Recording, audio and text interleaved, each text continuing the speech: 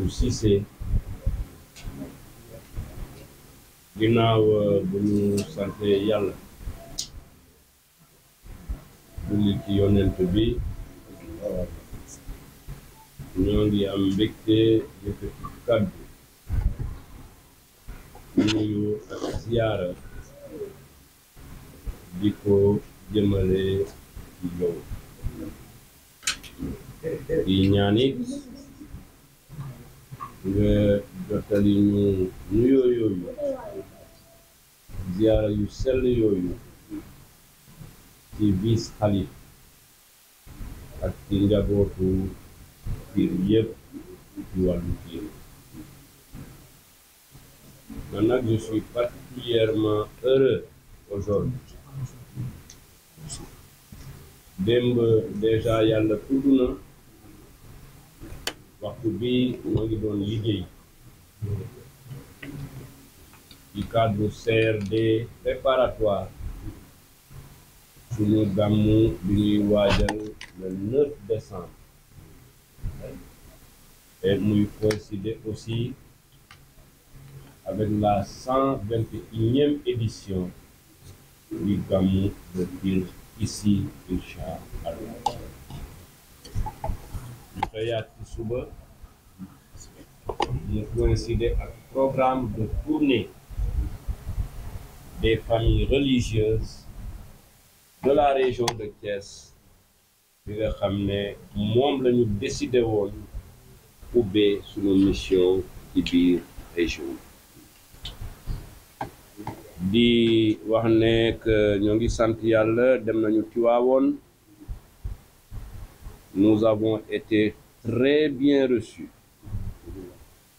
par le représentant du khalife général mooy suñu wajur suñu kilifa Serigne Mbaye Sy Mansour Abdou moom moo représenté Serigne Mbaye Sy Mansour mu nekk vraiment première étape bu ñuy santé yàlla góor gi dalal nañu waxtaan na ak ñun ñaanal nañu waaye it ñun ak administration bi ñu àndal ci biir waxtaanam am na ni mu gën a ubbi suñuy bët ci yoo xam ne doomu aadama bu jaaree ci yoon yooyu mën na am yàlla mën na am nit ñi mu ñaanal ñu fa nag ay ñaan yu wér ñu jóge fa génn noonu tuuti yegsi ci seeni mbokk yi Njaasaan foofu it njaboot ji dalal ñu dalal bu am solo bu ànd ak teggin ak considération njaboot yi it ñaanal fa administration bu Thiès ci wàllu défi yi nga xam ne moom moo nekk suñu kanam xalifa bu ma ubbee par kàddu yooyu c'est bien calculé parce que muy Tiwaawoon muy Njaasaan ñoom ñëpp dañ ma yónnee ay kàddu nuyoo pour que ma jottali la ko fii ci Pire yàlla dimbale na ma jot naa accomplir mission bi ma Serigne Mbaye Sy Abdou chargé ak njabootu Kunta Kunta ci Njaasaan alors par la grâce de Dieu délégation bi ak man mi yegsi nañu ci waxtu bi à Pire suuf su sell si cité religieuse à l'histoire très ancienne démb évoqué nañ ko au bureau balaa ñoo yegg en salle de réunion di wax ne rek ak mbégte bu mag lañ fi duggee tey collaborateurs yi toog préfet Tivaouane mi toog mes amis les maires et anciens députés qui m'ont fait l'honneur de m'accompagner et depuis le début de cette tournée mangi avec les acteurs de la presse régionale. Di ci baalu tuuti di attirer attention Mayoro. J'ai remarqué que à Tivaouane comme à Ndiassane da ngay citer tout le monde yàlla def nga fàtte la presse suñ ko mënee corriger pour yi di ñëw nga defal ma loolu laa bëgg. C'est des partenaires, c'est des collaborateurs te ñi ci gën a bëri du sama ñëw bi laa xamante ak ñoom. C'est des sœurs et des frères te yàlla tudd ko mu yàgg ñenn ñi dama dem ba njaboot yi dañoo booloo donc du mission gouverneur ak journaliste rek moo ma boole ak ñoom. Je ne peux pas les citer mais de manière globale intégralement les acteurs de la presse régionale. Alors donc Khalifa Papa Abdou, moi je suis content et heureux d'être là. Di ñëw di wax ne nous sommes venus pour poursuivre la mission parce que liggéey Thiès bi mu commencé yàgg na. Veut dire que c'est bien avant ñuy jot suñu indépendance. Mais du point de vue des paradigmes de l'administration liggéey bi ñi ko jiitu déjà 1960 commencé nañ ko avec les différents gouverneurs et les différentes administrations. booy dugg d'ailleurs bureau gouverneur de Thiès di nga gis tableau bi ni seen tur yi nekkee. Nous sommes venus pour poursuivre la mission ànd ci aussi avec une ambition forte d'être aux côtés de toutes les populations de Thiès. Une ambition forte d'être aux côtés des foyers religieux de Thiès. J'ai salué fortement à l'occasion de mon discours de prise de fonction. te njaboot gi nekkoon. Je l'ai rappelé à Tivaouane ci kanamu Serigne Mbaye Abdou. Je l'ai de nouveau rappelé à Ndiassane ci kanamu njaboot gi. Te bu soobee Yàlla dinaa ko encore rappeler après l'étape de Pire à Thiénaba.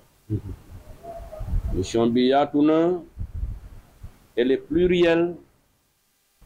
Les défis également sont pluriels. waaye lu défi yi bëree suñ ko doon tënk ñetti axe prioritaire la. Et ça ci turu président de la République ak ci turu ministre de l'Intérieur laa koy jottali kilifa diine yi balaa ma leen di tàllal suma loxo. La toute première des missions, c'est la sécurité de la région de Thiès. Sécurité de ses populations, sécurité des investissements qui ont été réalisés à Thiès. Dañoo war a jóg après avoir félicité liggéey biñ fi fekk sëriñ bi ñu yokk suñu taxawaay pour nuñ ko mun a defee ñu wàññi yëfu criminalité ak yëfu samba boy ay yëfu saay-saay yi nga xam ne ñu ngi koy noter dans la région. suñu bëggee assurer la poursuite du développement de cette région, forcément il faut que nit ñi seen xel dal ci wàllu kaaraange. En gestion de la sécurité ñu koy ne asseoir un sentiment de sécurité au niveau des populations. Criminalité benn état mënu ko combattre ba mu jeex, j'en suis conscient. Benn gouverneur mënu ko combattre ba mu jeex, j'en suis conscient. Parce que loolu dafa ànd ak société humaine. la criminalité est certes consubstantielle aux sociétés humaines mais dañu am mission mooy ñi may gunge nii muy man muy préfet yi nga xam ne ñoo ngi ci région dañu war a ériger la lutte contre l'insécurité comme première priorité ci wàllu boobu balaa ñoo tàmbali maa ngi sàkku ñaan mais que les populations retiennent que tout ce que nous pourrons faire dans ce domaine pour anéantir et réduire au maximum possible les faits d'insécurité dans la région moom mooy constituer notre première. J'ai déjà dit au préfet jottali naa ko aussi ci ay kàddu yu leer à mon comité régional de sécurité et de ce point de vue dinaa leen apporter tout le soutien que les autorités m'ont promis pour que mission bi nekk une mission réussie sëriñ bi ci wàllu boobu ñoo ngi sàkku ñaan ñu teg ci nation pour mu avancer région pour mu avancer commune pour mu avancer même kër pour mu avancer il faut que ñu saytu ce qu'on appelle le développement économique et social nit ñi déjà d'abord di am fi ñuy xëy pour le développement économique et social ñu koy état bi grand projet yi mu nas au profit de la région ñu taxaw ba projet yooyu di dérouler convenablement liñ ko programme loolu it ñu ci sàkku ñaan fii ci Pire ak partout fi ñu jaar ci foyer religieux yi. Nous allons nous mettre au service de Thiès pour que l'ensemble des grands projets de l'État et également les interventions des partenaires privés puissent aller à leur terme et être profitables aux populations des trois départements. Les infrastructures, les projets de développement, les activités qui vont permettre de générer de la richesse, loolu bu soobee yàlla aussi gouverneur ak TICAM yi qui sont engagés à accompagner ce secteur. Troisième et dernière priorité bi ma chef de l'État fixé mooy que daf ma fàttali loo xam ne xam nañ ko. Thiès est éminemment une région de foyers religieux. Pour preuve, la tournée de ce matin. Depuis notre réveil, nous ne sommes reçus que par des khalifes et dans de très grands foyers religieux. Et nous ne sommes qu'à la moitié de notre programme. Tivaouane a ngi fii, Pire a ngi fii, Ndiassane a ngi fii, Thiénaba mi ngi de l'autre côté, famille Baro mi ngi du côté de Mbour, suñu mbokk chrétiens yi évêque baa ngi Thiès, et les grandes familles religieuses aussi de Thiès, qui nous recevront d'ailleurs après la tournée régionale. Bu la yàlla indee ci région bu mel noonu war nga attacher une grande priorité à parfaire, à améliorer et à amplifier les relations diggante État ak kër diine yi. ñi jàng tubaab di ko wax les relations entre le temporel et le spirituel. te Serigne Pape Abdou dama jàpp que bu État bi àndee ak diine bi ànd bu rafet, ànd bu réfléchi, ànd boo xam ne dañ ko xalaat, forcément day amal njëriñ suñu région de Thiès et par-delà suñu réew le Sénégal. En tout cas ci dynamique boobu laa nekk Et d'ici à ce qu'il y ait de nouveaux changements, les 3 priorités de l'administration régionale qui lient le résumé. 1. Veiller à la sécurité des personnes et des investissements dans la région de Thiès. 2. Accompagner efficacement la mise en œuvre des projets de l'État et également les interventions des partenaires privés. Et 3. Travailler à ce que la relation entre le spirituel et le temporel soit un modèle que nous pouvons même vendre dans le reste des 13 autres régions de notre pays. Donc, ci ginnaaw loolu di dellu si waat rek di wax ne maa ngi nuyu waa Pire yëpp démb kontaan naa parce que il y a de ces visages qui vous regardent, Khalifa. Il y a de ces mains qui se tendent à vous. Su la yàlla mayee tuuti di nga xam ne que ñii dañ la bëgg. C'est ce que j'ai senti hier en travaillant avec les notables, les religieux, les acteurs territoriaux de la commune de Pire. Sentir naa ko, maa ngi ñaan sama borom moom moo mun a fay yal na leen yàlla delloo yiw yooyu yëpp ak bëgg ak ñaan yi ngeen ma formuler depuis hier.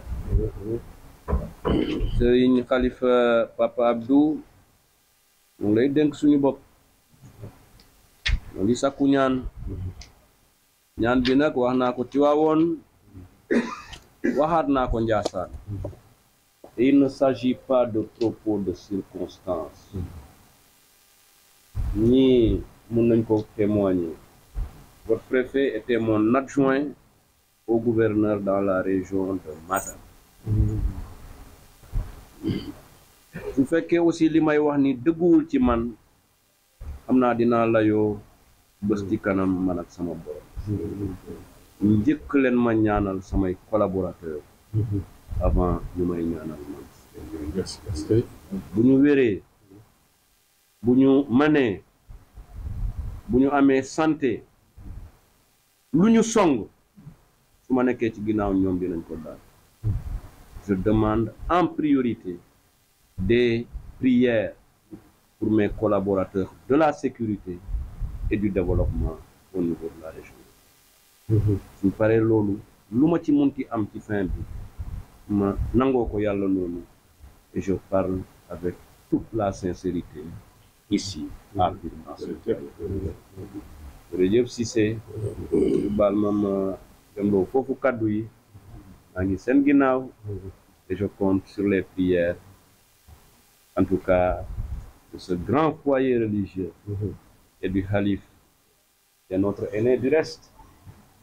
Il a tracé la voie, administrateur civil dont nous sommes fiers, modèle en termes de toutes les qualités professionnelles et de qualités humaines. Moi, je suis un gouverneur heureux de trouver Khalifa Pape Abdou Cissé à la tête de la communauté ici.